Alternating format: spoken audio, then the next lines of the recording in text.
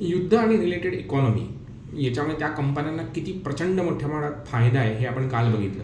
So they are इनमिटेड की कोणाकडे युद्ध होते, काय होतं, त्याच्यातनं इकॉनॉमिक डिस्प्लेसमेंट काय होते, ह्युमॅनिटेरियन प्रॉब्लेम्स काय होतात, त्याच्यासाठी त्यांना काही घेणं देणं नाही आहे. कारण का, as long as profit is most important, बाकीचे सगळे ऑब्जेक्टिव्ह हे दुय्यम आहे. बोलायचं कारण का बरं, तर कालपासून पुन्हा मोठ्या प्रमाणात या बातम्या यायला सुरुवात झालेली आहे. आता ट्रम्प साहेबांनी सांगितलेलंच आहे की होर्मुजचा ताबा आम्ही घेऊ, त्याच्यावरती 20% अधिभार लावू वगैरे. मला काही झालं तर आम्ही काय करू इराणचं वगैरे, हे सगळं त्यांनी सांगायला सुरुवात केली. सो इट सीम्स की त्यांच्याकडे प्लॅन बी तयार आहे आणि त्याप्रमाणे ते ॲक्टिवेट करतील. होईल का नाही हे आपल्याला 6 नोव्हेंबर 2026 अमेरिकेच्या मध्यवर्ती निवडणुकाच्या दरम्यान कळेल.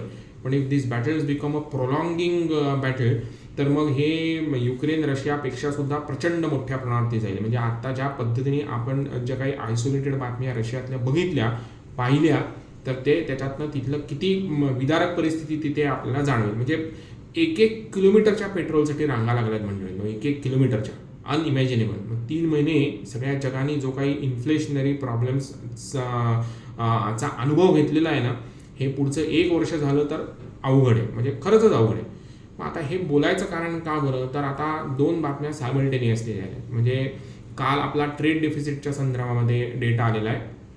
मला वाटतं तो मिनिस्ट्री ऑफ इकॉनॉमिक्स, ट्रेड आणि इकॉनॉमिक्स त्यांनी डिक्लेअर केलेला आहे. RBIच्या याच्यामध्ये पण आहे वाटतं.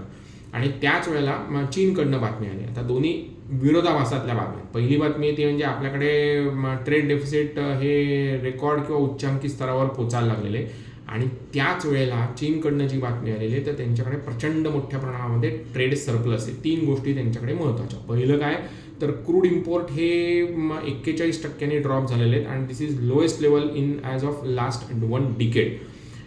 इम्पोर्ट जरी 36% वाढलेले असले तरीसुद्धा overall exports rose 27% from a year as far as dollar value suggest. आणि हे 2021 पासूनचा आत्ताचा हा रेकॉर्ड आकडा आहे. म्हणजे काय, overall exports rose 27% from a year earlier in the US dollar value, strongest since October 2021. मग आता जसं आपण काल परवापर्यंत बोलतो, जोपर्यंत व्हॅल्यू चेनमध्ये आपली व्हॅल्यू वाढत नाही तोपर्यंत आपल्याला डेफिसिट डेफिसिट डेफिसिट हे शब्द कायमस्वरूपी ऐकावे लागतील. मग ते घरी असो अथवा देशाच्या संदर्भात असो. म्हणजे मेनी मायक्रोज, आपल्यासारखे many micros make 1 micro is equal to nation.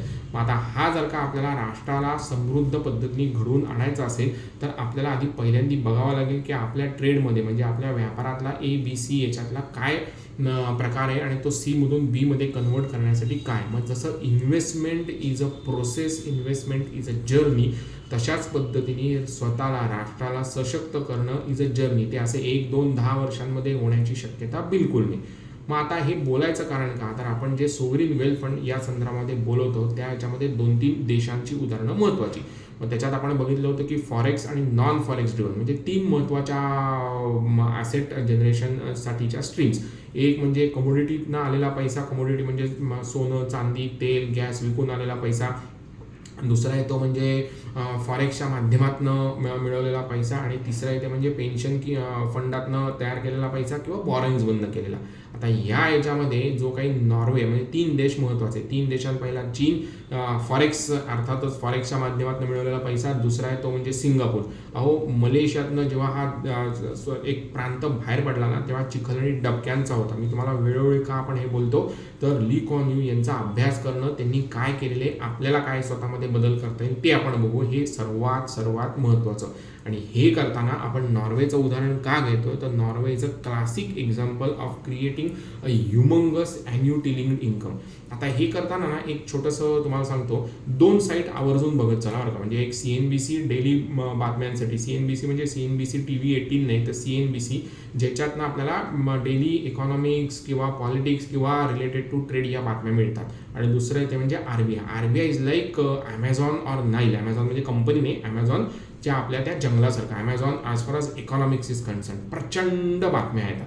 असो, तर आता हे नॉर्वेचं उदाहरण का बरं, तर नॉर्वेनी नेदरलँड्स ची पुनरावृत्ती होण्याचं टाळलं. आता हे टाळलं म्हणजे काय, तर नेदरलँड्समध्ये प्रचंड मोठ्या प्रमाणात गॅस मिळायचा, तो त्यांनी विकून विकून विकून सगळं संपून टाकला.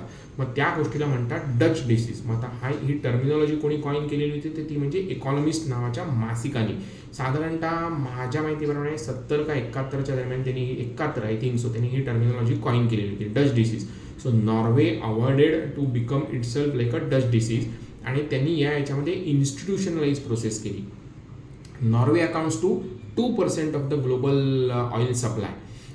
साधारणपणे $12-13 मिलियन बॅरल्सचं उत्पादन दररोज निघतं आणि जगाच्या 2% ऑइल सप्लायमधला त्यांचा वाटा आहे. आता त्यांनी त्या ह्याच्यातनं जो काही पैसा तयार झाला त्याचा जेव्हा इन्स्टिट्यूशनलायझेशन केलं, इन्स्टिट्यूशनलायझेशन म्हणजे कंपनीच्या सारखं काम करून त्या पद्धतीने प्रोसेसेस तयार करून सिस्टीम्स तयार करणं, याला इन्स्टिट्यूशनलाइज असं म्हणतात. मग आता त्यांनी केलं, त्याच्यातनं त्यांच्याकडे मिळाले $2 ट्रिलियन त्यांचा सोवरिन वेल्थ फंड, जगातला सर्वात मोठा.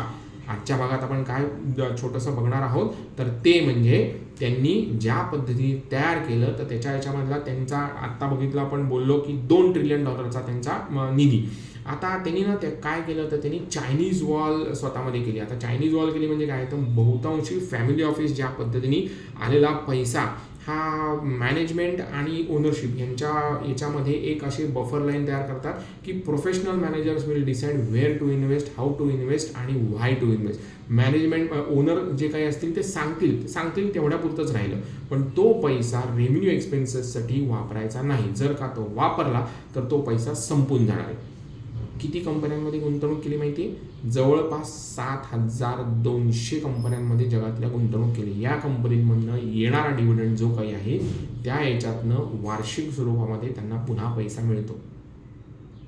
आपल्या सगळ्यांना याचं काही महत्त्व आहे का? 100%. आपण जेव्हा प्रोडक्टिव्ह एजमध्ये जॉब आणि व्यवसाय करत असतो त्याच्यातनं जे काही इन्कम येतं त्या इन्कममधला तो ₹500 असेल, ₹5,00,000 असेल पर मंथ, तो जर का आयदर ETFमध्ये, शेअर्समध्ये, म्युच्युअल फंडमध्ये किंवा FDमध्ये गुंतवला, चांगल्या पद्धतीने तो वाढवत नेला आणि आपण आपलं काम चांगल्या पद्धतीने करत राहिलो, तरच आपला स्वतःचा फंड तयार होणार आहे.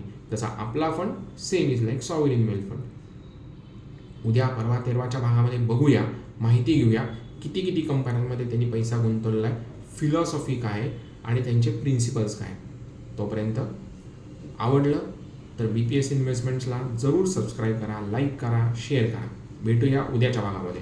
तोपर्यंत हॅव अ गुड डे.